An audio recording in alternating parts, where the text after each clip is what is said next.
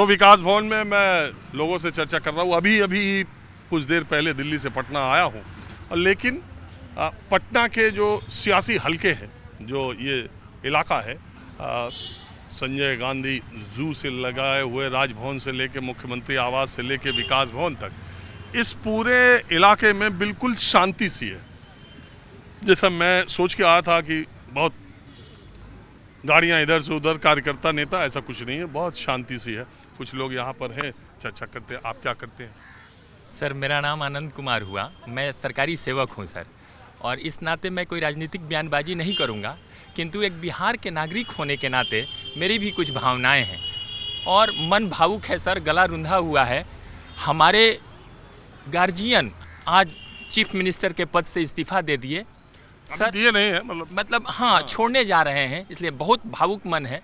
चूँकि मैं एक नागरिक के नाते कह रहा हूँ सर, ये आखिरी समाजवादी, आखिरी जयप्रकाश नारायण के फॉलोअर, आखिरी चंद लोहियावादी, इन्होंने सर 2 लाइनों में इतना ही कहूँगा कि बिहार के वो उस रास्ते से निकाल कर आज हर गांव में रोड, सड़क, बिजली, हर पंचायत में +2 शिक्षक, बेटियों की शिक्षा। और सर, हमारा बिहार उस दौर में सबसे ज़्यादा नक्सलवाद से जूझ रहा था। मैं जिस इलाके से आता हूँ, उस इलाके में 6 इंच छोट का नारा चला करता था सर। दिन दहाड़े सर हत्याएं हो जाती थी सर, और बहुत सारी समस्याएं थीं। इन्होंने सब अपने बूते पर गरीब रुग्ण बिहार को आगे बढ़ाया है। और एक शिक्षक के नाते सर, इन्होंने 6 लाख परिवारों की रोजी रोटी दी, और शिक्षा को ही नहीं, हर क्षेत्र को दुरुस्त किया। कुछ कहने की स्थिति में नहीं हूँ सर। और ये आखिरी समाजवादी नेता, आखिरी समाजवाद, बिहार से समाजवाद का अंत होने जा रहा है। न हिंदू, न मुसलमान, न कम्युनल, न राइट, न झगड़े। इनके काल में एक भी राइट नहीं हुए सर। न हिंदू हुआ, न मुसलमान, न जात, न पात, न भय, न भ्रष्टाचार। अभी एक साहब कह रहे थे कि बिहार का जो अगला मुख्यमंत्री हो, वो कह रहे थे योगी जी की तरह हो। मैंने कहा नीतीश जी की तरह अगला मुख्यमंत्री आप चाहते हैं या योगी जी? वो कह रहे हैं योगी जी भाजपा के लग रहे थे। सर, मैं एक शिक्षक हूँ, मैं बार बार कह रहा हूँ, मैं सरकारी सेवक हूँ, मैं राजनीतिक बयानबाजी नहीं शिक्षक करूँगा। तो सब राजनीति करते हैं। मैं राजनीतिक बयानबाजी नहीं करूँगा सर, मुझे राजनीति से लेना देना नहीं।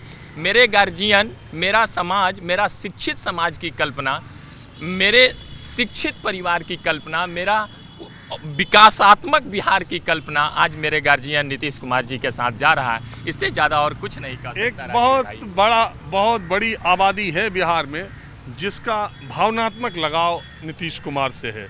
निश्चित तौर पर नीतीश कुमार की इतनी लंबी राजनीतिक पारी बिहार के संदर्भ में ऐसे उसका अंत होगा, उनकी सेहत या जो कुछ भी फैसला लिया गया, इसकी कल्पना शायद किसी ने नहीं की होगी। तो आप कुछ कहना चाहते हैं? मैं यही कहना चाहूँगा कि जो नीतीश कुमार विपक्ष की ओर से पीएम के उम्मीदवार थे, वो इतनी आसानी से मुख्यमंत्री का पद छीन लेना, ये तो अकल्पनीय है, अविश्वसनीय है। बस जिनसे जो पीएम उम्मीदवार थे विपक्ष की ओर से, किसी कारणवश फिर उसमें चल जाना आ जाना अलग चीज़ है, लेकिन अगर मोदी जी के कोई काट थे तो नीतीश कुमार थे। आज भी लेकिन बात क्या, देखिए मैं बार बार ये क्लियर कर दूं, उन्होंने औपचारिक तौर पर, अधिकृत तौर पर बयान ये दिया कि उनकी इच्छा थी राज्यसभा जाने की, क्योंकि लोकसभा में, राज्य विधानसभा, विधान परिषद में ये वो उन्होंने लिखा। लेकिन दबी जुबान सारे लोग ये मानते हैं कि उनकी सेहत एनडीए के लिए और यहाँ के उनकी सेहत को देखते हुए ये फैसला लिया गया कि उनके लिए एक इज्जतदार एग्जिट यही है। सर, हाईजेक दूसरा शब्द नहीं होता है, और देश के गृह मंत्री आकर हाईजेक करते हैं और जाके राज्यसभा का एक पद, जबकि हल्ला रहता था कि राष्ट्रपति बनेंगे, उपराष्ट्रपति बनेंगे, और उनको राज्यसभा जाने का शौक है। तो अब पता नहीं इसको किस शब्द में विवरण किया जाए, हमको नहीं समझ में आ रहा राजीव सर।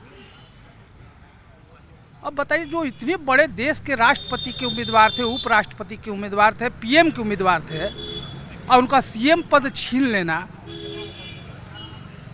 ये तो अकल्पनीय है। इतने भी जो आज से नहीं, मान लीजिए मानसिक बीमार थे तो आज से बीमार थे। इसी बीमारी में आप बोल रहे हैं कि मैंने 25 से 30 फिर से नीतीश, क्या उस समय बीमार नहीं दिखाई दिए? वोट उनके नाम पर लेने में भी आप इतनी आपकी औकात है तो आप अकेले क्यों नहीं चुनाव लड़े? आज भी बिना उनके आपका क्या अस्तित्व है अपने आप में झांक के देख लीजिए। तो इस घटना के बाद आप आगे क्या देखते हैं? जैसे बहुत लोग कह रहे हैं कि जेडीयू दो फाड़ हो सकती है, हालांकि सत्ता में बड़ी ताकत होती है। खैर बहुत ईमानदार नेता रहे, सब पर विश्वास किए, सब धोखा दिए लोग। हमको नहीं लगता है कि इतना विश्वासी कोई नेता होंगे। नीतीश कुमार मांझी जी को मुख्यमंत्री बनाए, मांझी जी खुद उस पर क्या क्या किए तो सब पूरा राज। जिनको सेकंड क्लास का नेता बनाए सर सब वही निकले। इसलिए अबरी बार वो अपने बेटे पर विश्वास करें।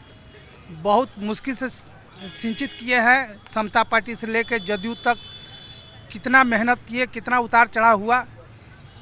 इसलिए वो सही अब जाके हुआ कि हाँ बेटे पर विश्वास करें, क्योंकि उनका सींचा हुआ बेटा ही संभालेगा। जबकि परिवारवाद नहीं करने वाले नेता थे, लेकिन इस मुश्किल की घड़ी में वही कर। आप ये मानते हैं कि निशांत कुमार का राजनीति में आना बिल्कुल तय हो गया है और वो उनको लाया जाएगा, क्योंकि नीतीश कुमार का जो वोट है, नीतीश को और जो पार्टी है वो तभी जिंदा रह सकती है जबकि निशांत उसमें एक्टिव रहे, नहीं तो पार्टी पता नहीं रहे न रहे। ऐसा है ना? हाँ बिल्कुल मानते हैं, बिल्कुल मानते हैं। इसमें नीतीश कुमार को अगर पता नहीं अंदर क्या चल रहा है कलकत्ता को, हम लोग को क्या मालूम है, लेकिन बिहार को बैलेंस करने के लिए निशांत की ज़रूरत है। नीतीश कुमार ऐसे तो मान लीजिए गठबंधन हो रहा है, चुनाव हार जीत हो रहा है, लेकिन नीतीश कुमार जितना बीजेपी से लड़े हैं, जितना आरजेडी से लड़े हैं, उतना ही बीजेपी से भी लड़े हैं 21 साल तक। नीतीश कुमार का हम लोग भी राजनीति देखे हैं। आप 15 के बाद तो बिल्कुल उल्टे चला है। कब काने जाएंगे, किधर जाएंगे, किधर से बनाएंगे, काने उतर जाएंगे, काने चढ़ जाएंगे। तो निशांत को तो इसलिए कि बिहार बहुत बदल गया है, बिहार बहुत कुछ बदल गया है। तो बिहार को बैलेंस करने के लिए एक मतलब नेता वैसा चाहिए, एक पार्टी चाहिए। ऐसा कुछ नहीं है, मान लीजिए नीतीश कुमार का जो कर्ज करता है, पार्टी यदि टूट जाए, बह जाए, ठह जाए, कोई दुखी होने वाला नहीं है। उनका कर्ज करता है, सब अपना दिमाग से सुखी संपन्न है, खा रहा है, जी रहा है, कमा रहा है। आज नीतीश कुमार का कहीं आप नहीं देखिएगा कि हुड़दंग कर देगा, चाहे ये कर देगा। ठीक है, जिसको ज़्यादा लगाव है वो अपना रो रहा है, गा रहा है, मीडिया पर दिखा रहा जा रहा है, लेकिन ऐसा नहीं है, उनका अपना डिसीजन है। लेकिन निशांत कुमार को आना बहुत ज़रूरी है बिहार को बैलेंस करने के लिए। बिहार ना बीजेपी से बैलेंस होगा ना आरजेडी से होगा। आप भी देख रहे होंगे 21 साल से बिहार को। अगर यही 21 साल बिहार, आप यूपी को देख रहे हैं, आप तो खुद यूपी के बलिया के रहने वाले हैं। हाँ, आप बलिया देखिए, हाँ, तो एकदम आना चाहिए उनको। नहीं, लेकिन आप जो बात कर रहे हैं कि निशांत कुमार बैलेंस करने के लिए आना चाहिए, आप नहीं मानते कि जैसे महाराष्ट्र में बीजेपी वहां पहुंच गई कि अब उसे किसी की जरूरत नहीं है, बिहार में भी बीजेपी अब वहां पहुंच गई है कि वो अकेले सरकार बना लेगी अब किसी। देखिए सर, बीजेपी के पास सब कुछ है। उसको मान लीजिए चुनाव तो ठीक है, सिस्टम है, अपना लड़ना है, हार दिखाना है। चुनाव थोड़े हो रहा है, चुनाव जो हो रहा है वो थोड़े हकीकत में मतलब इसे कि हो रहा है, ऐसे हो रहा है कि कभी इंदिरा गांधी का, राजीव गांधी का चुनाव होता था, वोट पड़ रहा है किसी और का, जीत रहा है कोई और। बताइए, हम लोग उस क्षेत्र से छोटे छोटे थे, तपेश्वर बाबू हम लोग का MP हुआ करते थे, तपेश्वर सिंह।